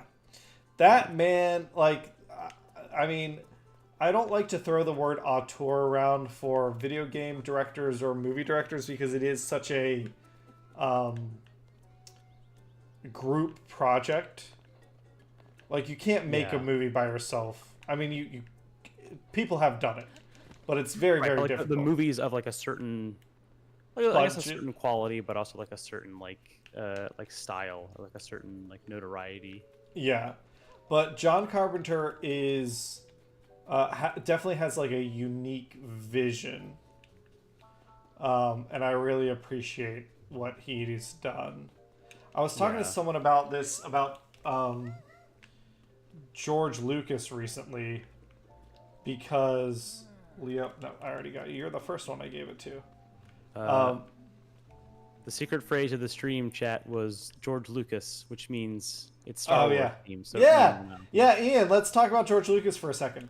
So I've been thinking about like George Lucas, what he's done, because the dude, I mean, he revolutionized the way movies were made. I don't think he's a super strong director or writer, but he's really, really good. Like he basically invented digital editing of film, like that, right? That whole part of the industry, which is a massive part of the industry, got started at like George figuring out shit for Star Wars. Right. He happened to produce something that the work itself was like the inspiring thing, right? Yes. Like that. Like that's like the first like 2 or 3 movies. Yeah. Chronologically. I liked watching that like docu-series that they had, and it was basically like, yeah, there was no plans for any more than just the one. It was just like a far-fetched tale, and like the set, the intricacies of the set were like what really carried that film. And then, you know, people just caught on, and it was just like, let's make a whole thing out of it. So I don't know. I gotta give him props for making the most out of like what really wasn't a plan for as much as he took it. But Oh, absolutely. yeah, the first three obviously just like nothing holds a candle to those, and then after that, you know, building out the universe, they've done a good enough job. But yeah, And I think when we think of Star Wars now, we think of like Lucasfilm and we think of Disney, but it like the first Star Wars movie was done by Fox, and by some miracle, George Lucas managed to negotiate with Fox so that he retained the rights to produce the sequels.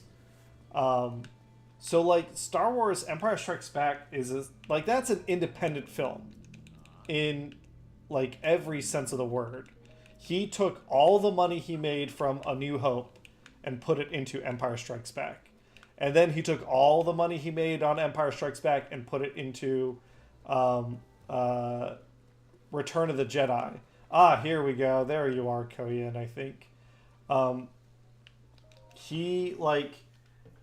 He made sure those movies happened. And a lot of the overall, again, this is where like he gets so much credit for what he made, absolutely. But like talking about auteurism, like his vision for Star Wars was evident in episodes 1, 2, and 3. That was an auteur vision.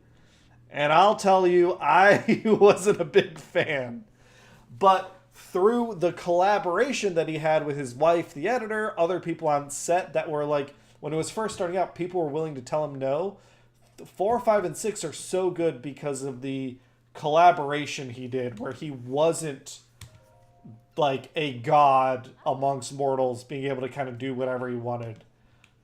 There were I think too many. Oh, message in a bottle. Can I just go get it, or can I?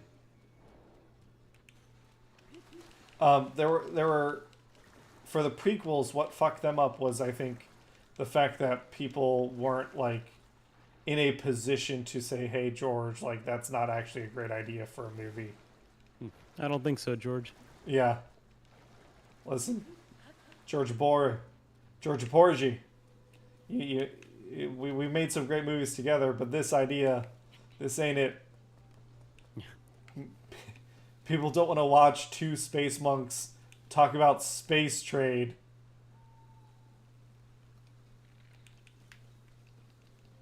yeah, I definitely love that it was like a labor of love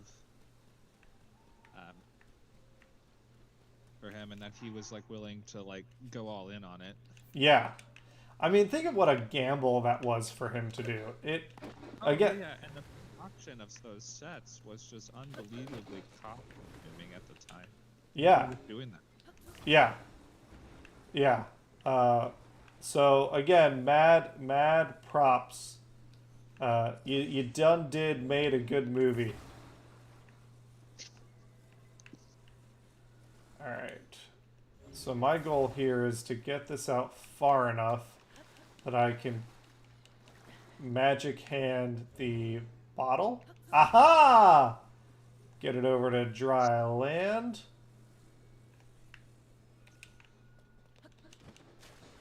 And then let's get on out of here. New specialty with Mayor Cheese fermentation can't. Ah!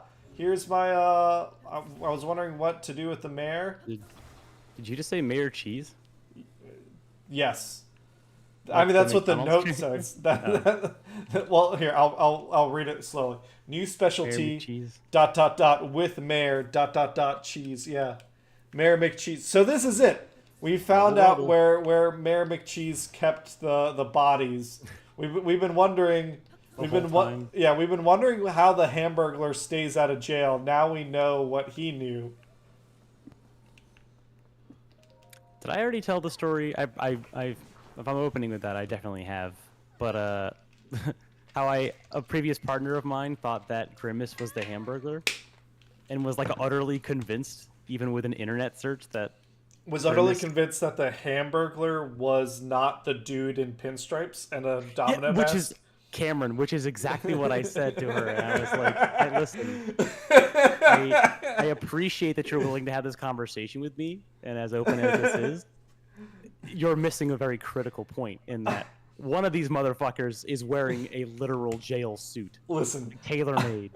I love the trust that you placed in me, but oh, I hear God. you, I understand you, and I just think that that's incredibly fucking stupid. But hey, at least you're trying. Yeah. Oh, God. But no, actually, she was a really good sport about it. I wasn't that like. No, brutal. no, no, It was yeah. very funny. That's so funny. There was like that like a minute where I was trying to figure out like what she was talking about. I was like, "What isn't that the purple one?" And I was like, "What?" Yeah. Oh, God. Very funny. That's so good. As Yeah, someone who has Rafa done that many Rosa. times in my life. It's very refreshing to see that it happens to other people. Yeah, it's one of those things like I do that with songs all the time. I mix up the bands who made songs, so like very well-known songs by very popular bands, I'll entirely fuck up who's made what. Okay, Koyan, That's a show me fair, something. yeah. That's a fair one though. I feel like there's a lot of, especially older music or popular older music does get kind of samey. I guess it depends on the artist. Ooh, thank you, Koyan. Oh, cheese! Can I make pizza? Finally? Cheese. Cheese. Speaking of cheese, and it's Indigenous Peoples Day, go watch Reservation Dogs, man. That's Yes. such a good show. It's only 3 seasons. Oh, wow, that's a lot of cheese.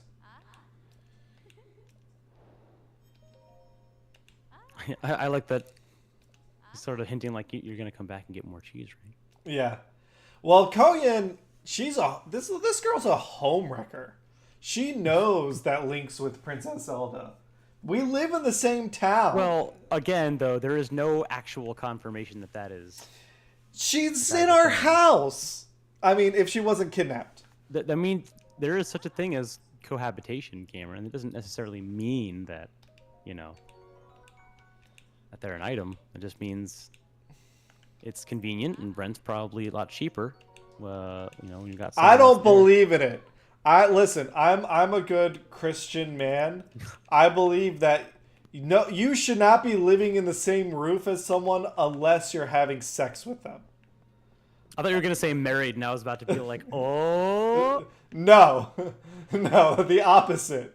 I believe in premarital sex. That's the only sex I believe in. Hannah was really disappointed on our wedding night. I was like, nope, I'm done. The rest of this is for Jesus. For a second, I had like this image in my head of you like running for like a campaign of something, and it just said, Cameron 20 whatever. I believe in premarital sex. Yeah. Legalize it. It's on the ballot in November. Go out there and vote.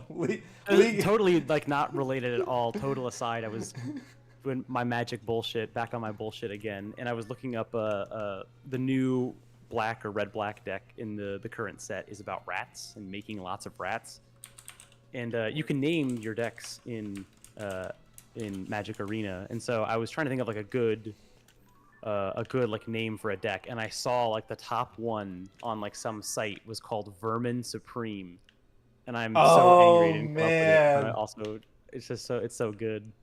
That is good. Yeah, Shanice, I'm telling you, listen, this is my campaign platform. Legalize. I wanna make illegal the public stoning of people who have premarital sex. I think Does that still happen? it may be controversial, but it's just what I believe is right. And it's about time someone has said it. Why are you booing me? I'm right. Yeah. What's the thing?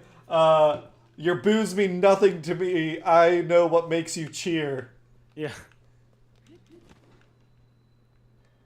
All right. Woo. Where is... I can buy my full ninja outfit now. I want to do that before I spend any more money. Yeah, stealth suit is always something I gotta upgrade as soon as possible. Especially because I feel like I'm on the cusp of like horse hunting, like getting serious about getting some good horses. So I gotta... Yeah. Are you full up on? I forget what like the cap or like limit is for horses. They keep expanding it. I don't know what the limit is. Every time you get a new threshold on like stable points, pony points, you get another slot. I don't know at what point that runs out. Use horses, so like I don't even really need more than like 2 or 3 just for stats. I mostly still like hoof it everywhere. I've got 3 this game, but it's been 2 special ones. Zelda's golden horse, and then the Zelda colored horse that's big, like the Ganondorf horse was in Breath of the Wild. Right. Yeah. And then the one I just caught on stream today was like, it was just like, I've got so many slots and I just want a pretty horse. Right. Stats suck though. I haven't gotten any just because I came with the ones I got from Breath of the Wild, so I was like, well, welcome back, y'all. Alright, so Cece, I think I've done your quest. Bring on the election, baby. Handed him out. Done. Hey, what's up? Oh, Hannah's excited. NSYNC is... No, stop! Oh, you're getting pudding. Oh, that's the thing. Okay, I think we're not talking about that on stream, but That's that is fine. super exciting. I'm very excited. Please don't. I know, Hannah. I'm excited too. Oh, I already had my moment. I was at work earlier. I'm gonna be right back. We're gonna take a quick 5-er. Quick.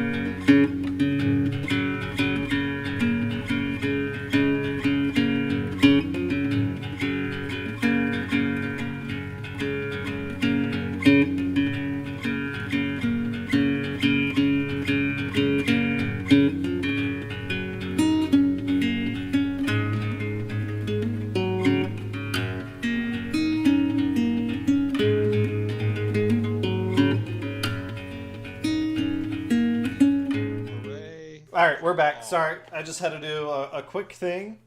Tom, what were you talking about? You're just talking about some F1 stuff. Yeah, we're talking Yeah. about Formula One. About Qatar. But yeah, no, I mean, like, overall, it wasn't a bad race. There were some good overtakes. Piastri got, what, second place?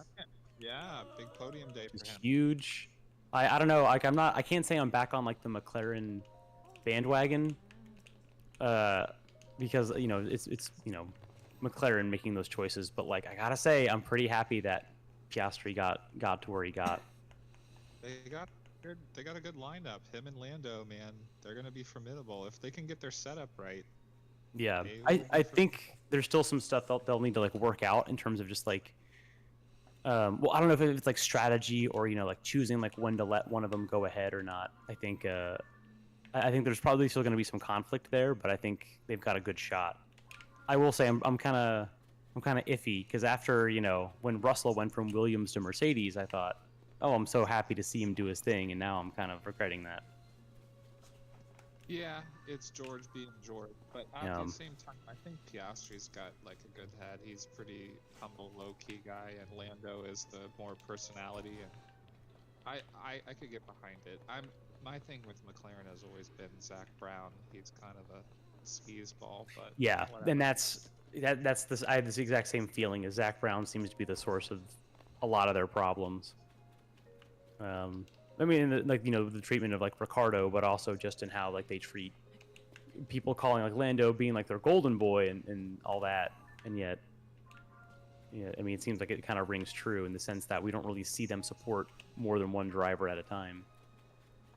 Well, now they don't have a choice. Piastri's the new it guy, so they got to do both. So we'll see how it turns out. But yeah, Yeah. we're off to a good start. Yeah, hopefully. So that'll be good. Yep. We'll have to chat it up about that, but I doubt the stream really cared at all. Or F1. Yeah, sorry about that stream. We were kind of vamping for time there. But now that Cameron's back, he can tell us about whatever's on his mind. Vamp? Well, you didn't need to vamp. I had switched us to the away message. Sorry, I should have said that. Oh, did you? Oh, we Yeah. talked. Oh, we just talked the entire time. Assuming the chat could hear us. No, Well, chat, we didn't know that Cameron did that. So, My bad. We actually like talked about like the message that you were reading with the guy at the table. We were just like, well, That's funny. here. No, I had to go talk to Han about something, so I was like, okay, here we go. So Oh, well, that works. I just did the CC quest. No, dude, since I'm here to help you with your cheese, Mare. Bastard. Aaron, Alright. Oh, it's because did you just go up to the door? No, the door. It's like I gotta wait till I he see. fucking comes out of here. You know what? I see. Yeah, you failed the stealth part. Let's do this. No, there's no stealth part. I just need to wait for him to come out, and then I can talk to him. Let's do this instead. I'm gonna light a little fire. How about that? And let's make a little pizza. We got... Oh, yeah, I haven't actually tried to do this yet. Okay, so what do we think the ingredients are for pizza? You gotta have dough, and in this game... I'm trying to like half remember based on Breath of the Wild. I think it's rice, cheese, and acorns, tomatoes. Bomb flour, fire flour. How else do you cook it? We'll try your version next. Okay, no, that's just some It was cheesy a very tomatoes. Neopets pizza I described just there. All right, Yeah. Hold on. We gotta peruse the. We gotta make a good choice here. So yeah, not the rice. Not the rice. Not the rice. Tomato. What's the pen for? She keeps taking it. Oh, okay. Are they driving you crazy? Is it the cats? Yeah. Oh. They're being playful little kittens. Yeah. How are things with the pets? I guess we haven't done like a pet chat in a while. With the few minutes we got left. Yeah, they're pretty good. Speaking of, there's a- kitten here.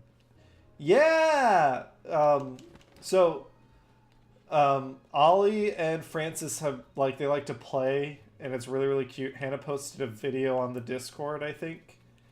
It's pretty adorable. Mega Stuff has like really gotten into feet. That's unfortunate. Yeah, it's she's definitely a little pervert like about it.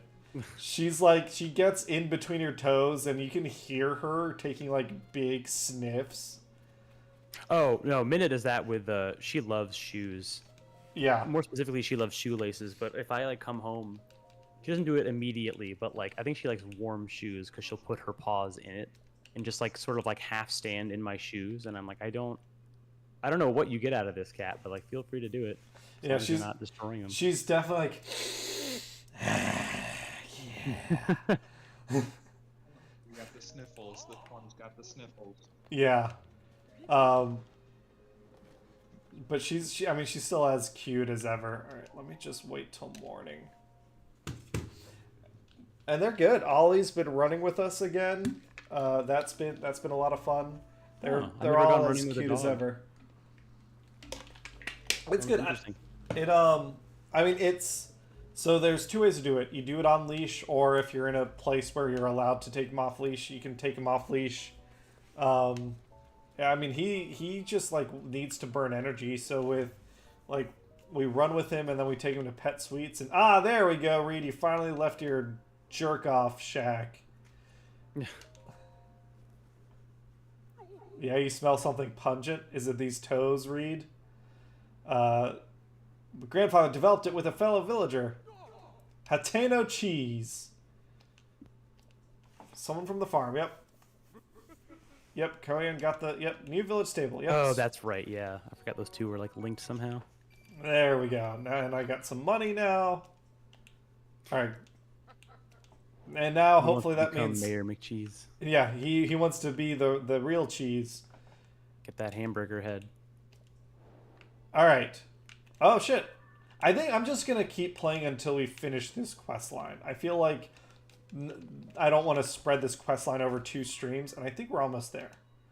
All right, we're gonna go back. Why am I not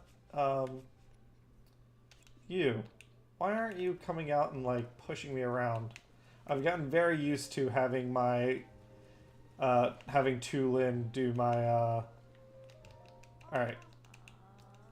If not for the I gotta wait for it to stop raining. Daytime on a clear sky. Oh, that's right, you do have to wait. Well, Zelda, you know what would be great for a clear sky? If you, the game, didn't make it hard for me. Yeah, isn't she like back in time? Can't she just like send you little messages like, hey, weather's gonna get shitty in like an hour? Yeah. Just so you know. She really should be like gambling, right? Betting on like telling me who, or I should be telling her, I guess, whether the Gorons or the Zoras won. Does Zelda have, like, does the Zelda games have a sport? Like, I don't think they have like a big one or like a dedicated one. Just I feel like Skyward Sword might. I feel like it's goofy enough to have one. Maybe it does. It's like mini, but I don't think there's like maybe like archery. Yeah. It here we go. It like because like other games and game universes, I feel like have sporting events as like part of their gameplay and universe. Yeah, Blitzball. Bionicle had Coley. Oh, that's right. Man, that's a deep cut. Unlock. Yeah. I've been thinking a lot. I follow someone on Twitter who posts a lot of Gundam stuff, but also a lot of Bionicle stuff, and I've been seeing a lot of that. I'm like, man. Yeah, I follow someone who does like a lot of mocks of like Rahi, just basically doing animals from like animals out of Bionicles, and it's so cool to see. Oh yeah, that's really cool. Gotta have that Liwa, man. He was the best. He was the best. Thank you. He could grapple and he had an axe. What more can you want? Oh. Although I will say that like a lot of the other ones were really cool. The one that only like kicked. It's pretty cool. Pohatu? Yeah, the sand one, I think. Yes. Really cool. Earth. So there was Tao was Tahu was the fire. fire. Tahu was He fire. had a fire surfboard sword or whatever. Kopaka was ice, and he was like Tahu, but more of a dick. Gali was water. She was the girl one. And then the token girl one. Pohatu. Yeah, the ice one was the sword and shield guy. So that was Pohatu. neat. Oh, Pohatu I think was stone. He was brown and he was the kicker. And then Onua was black and he was earth. And that's right. In their minds, there was a distinction between stone and earth. Yeah, he was like the underground one who had like a bunch big of claws. Right? Yeah.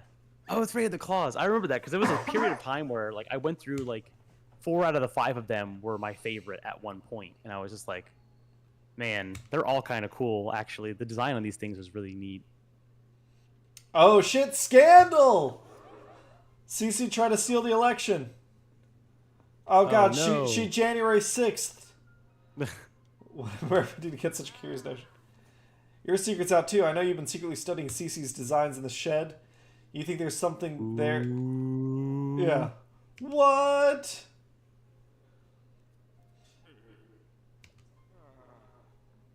Release the tapes. Yeah. Okay, so we're finally we're gonna recognize that the only true form of democracy is a direct democracy. Kill them both. Yeah.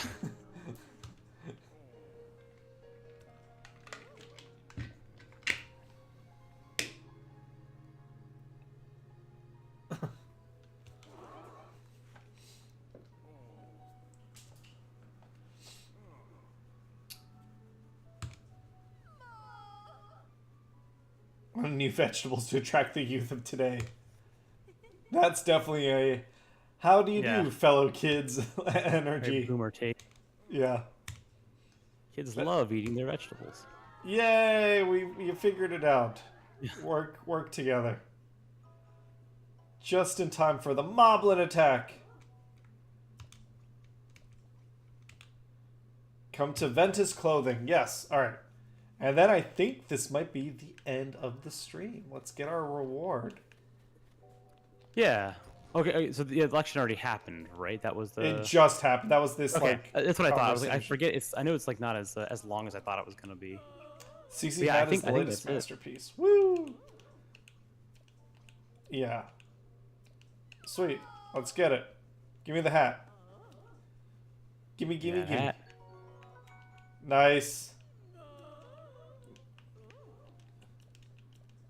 So I don't know what the hat does, but I'm sure, like, I gotta convince someone I'm, like, super awesome at. Oh, and clothing. Oh, this is clothing I already own. If you haven't okay, gotcha. I can... Sweet, so that's awesome. This turns into a store that I can re-buy clothes if they get destroyed or if I sell them or something. Yeah, which is super nice. Sophie, I feel like look at her posture. What's going on over here? Huh? Wasn't she like that in the first game? Was she this old in the first game? I don't remember. I don't know if she was in the first game. I feel like I don't recognize a lot of the like non-major NPCs. Yeah. In the game.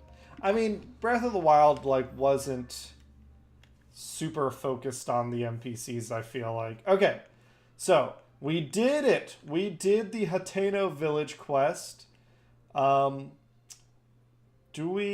got a little bit of more time. I know I took a little break. We're going to do one more thing. Well, we killed I feel like we did a lot today. We killed a Hinox, we killed a Gluyak, we did all the Hateno campaign quest line. We're going to go let's go just kill some monsters in Hebra, and then we'll call it a stream. We'll do one more and end on some high action combatino. Some high octane action. Yeah. No octane actually present in may or may not contain trace amounts of octane. I'm gonna drop off and pay attention to my high octane kitties here. So yeah, put some more pics on the Discord when you get a chance.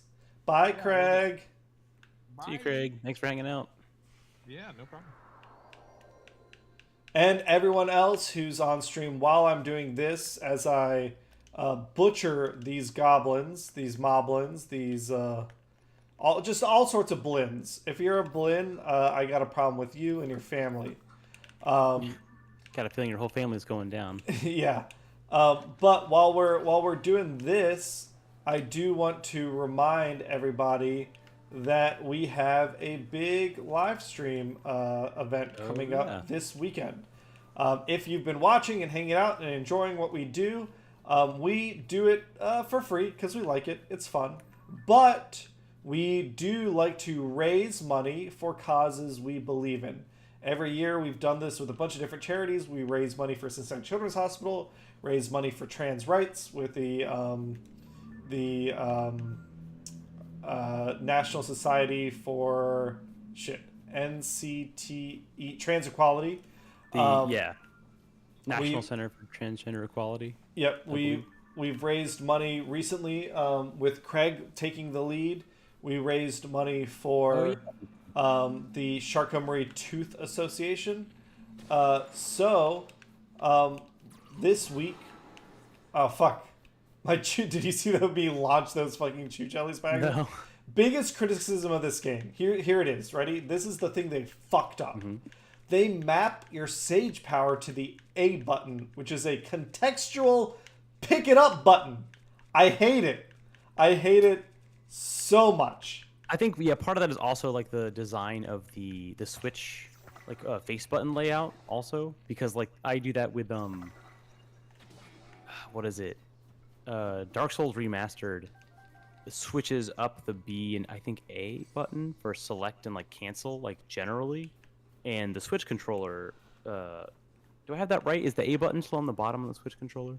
No, it's on the bottom on Xbox. It's on the right side on Switch. Right. Yeah. So I have a similar qualm about that because like the Switch version of the remaster is on a Switch, which means that A is on the right and I think B is on the bottom. And Dark Souls already switches it, so it actually goes back to a normal controller. But when I pick up a Switch controller or Joy-Cons, my brain has already trained itself to switch, confirm, and cancel. So it fucks me up like doubly because then I'm like, how come I keep like exiting out of menus or keep using items when I don't mean to? Yeah, it's really annoying. Ooh, I got like a little army over here. Oh, is this the thing you've been trying to look for? Yeah, we're finally doing it. Monster thing? Yeah. All right, before I do it, hold on. I just want to hunt this moose real quick.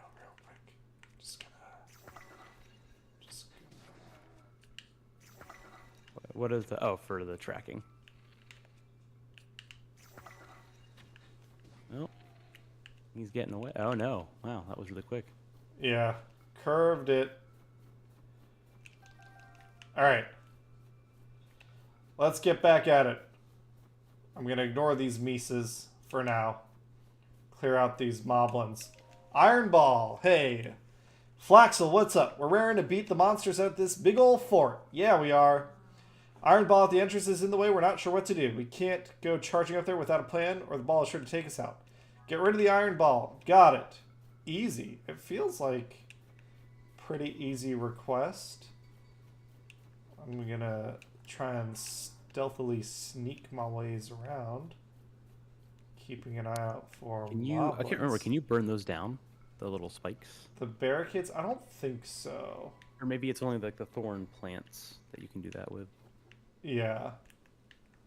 I guess it doesn't hurt to try. Get me some fire. A fistful of fire.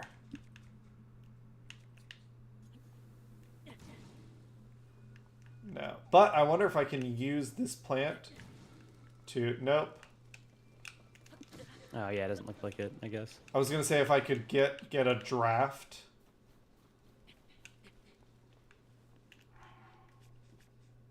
But you know what I could do? I could do one of these. Just give him one of these. Oh, right. Yeah, I forgot you can do that, can't you? What kind of shield was that? Was that like a spring? A shield with a spring attachment. Nice. Let's see if I can... Ah, shit. Nope, never mind. Nope. It was worth a shot. I was being sneaky for a little bit. Alright.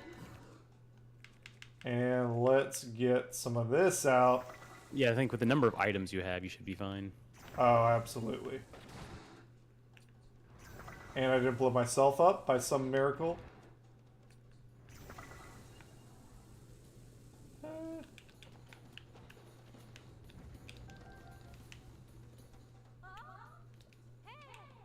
Oh, I actually wanted that spike ball, but okay.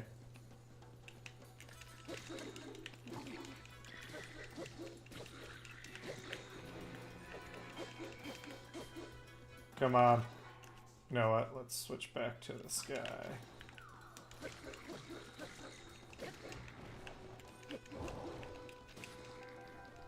Ooh, a bunch of just random chill shrooms. And give me another bow. There we go. A nice meaty explosion.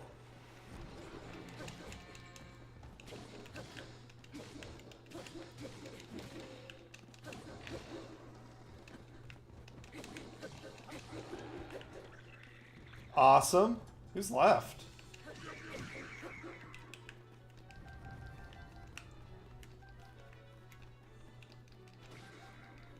Where are there still people? Oh, this guy. Swing. Or die. Yeah, or just die. Either's fine. Alright, somewhere there's like one moblin terrified hiding. Don't let him find me, Oh man. yeah, like the two I've done, that always seems to be like an issue. Oh, here we go. Oh, well, that's what I like to see. 2-on-1, a fair fight. Done! Woo! Treated the wounded. Who's wounded? Alright, as soon as everyone's okay, we'll plan our next move. As for you, Link, you deserve thanks. Can I talk to you for a minute? Sure. Anything for you, Flaxel. I'm fighting an ogre in Dragon's Dogma.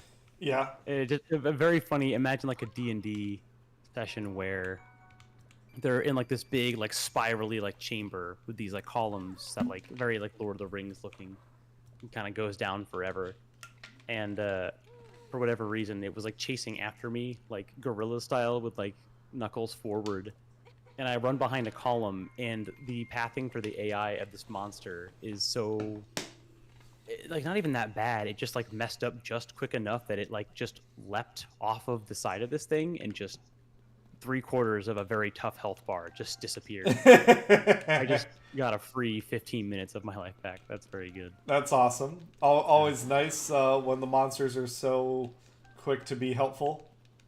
I'm curious about the other sages in Tears of the Kingdom. I think when we go to New York, I'm gonna try and play some on the plane. Yeah, I haven't done. I'm gonna go through and do like the main things, I think, so I can see what they look like. My plan is next stream to start doing main. I feel like I've basically done everything in the areas that I'm in, and I think the next thing I want to do is go to the Zora's domain and Okay. check out what they got That makes going on sense. over there. All right, let's check out our 3 treasure chests. And then we're gonna. Oh, that looks pretty good. A Hinox hammer. What do we drop? Oh, I guess we just dropped this regular ass rock hammer. And in here we got arrows. Always good for arrows. And in here we got amber. Sweet. Well, Nice. that is it, What's up? everybody. Like we were saying earlier, this Saturday, the 14th, we are doing our live stream event. Come check us out. If you donate, every dollar you donate is a chance to win. Right now, the prize is a Transformers Legacy Evolution Leader Class Nova Prime. But if we raise $500, we will add to the prize pool a Transformers Legacy Evolution Stunticon Menasor box set. Tom, are you streaming Wednesday?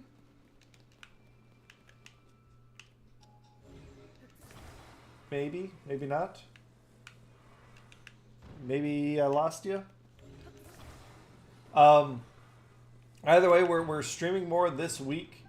We are, I believe Danny is streaming tomorrow, and then we might have another stream on Wednesday. We'll have more stuff happening. Check us out. Thanks everyone for your support, and hit the QR code up top or the Tiltify link down in the YouTube description or over in the chat, and we'll catch you all on the next one. Bye, everybody.